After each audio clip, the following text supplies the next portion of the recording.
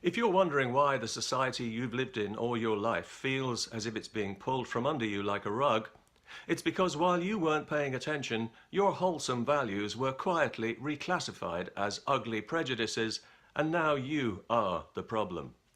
You believe in free speech? No, you believe in hate speech, and now you're a criminal. You like democratic sovereignty? Then you're a xenophobe and a fascist. No platform for you. You want a secular society, you Islamophobic racist? You're spreading hate, and you better be using the right pronoun too, if you don't want to be excluded for the sake of inclusion.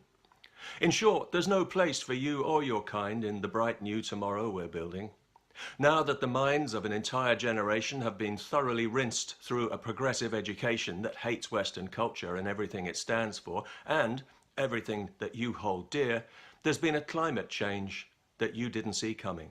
The climate has changed against you and your privilege, and without wishing to put too fine a point on it, your presence is no longer required.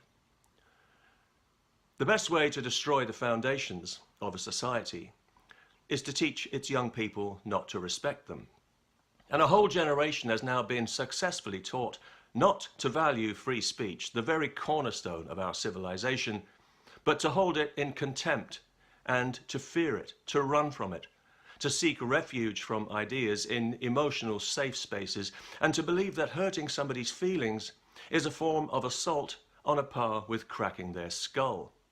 This tyranny of feelings has been carefully nurtured to breed this infantile generation of emotional casualties, victims and crybabies, this generation of moral and political half-wits who can't wait to sign the next petition to shut somebody up or shut somebody down, never thinking for a moment that it could ever happen to them.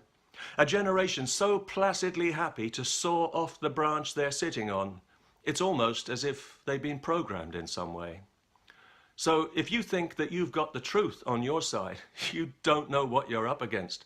The truth is incorrect and therefore inadmissible. If you think that you've got the law on your side, forget it. The law protects feelings now, but not your feelings. Your feelings are hate. Well, what about your right to free expression under the Universal Declaration of Human Rights, you ask? Optimistically.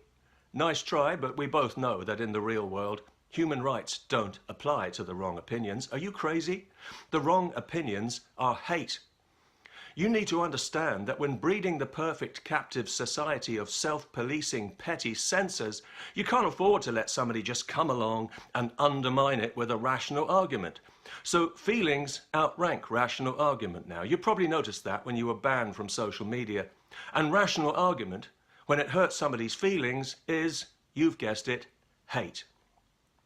You see, progressive moral righteousness can make up these rules as it goes along, because it's got itself on its side. So really, you can't win.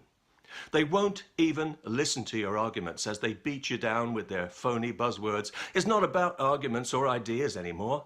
That debate is illegitimate. It's about you being a racist monster, causing division and spreading hate. And it's about dangerous fascist throwbacks like you being aggressively purged from our society like a cancer. Just so you know what you're dealing with here, welcome to Progressive Utopia.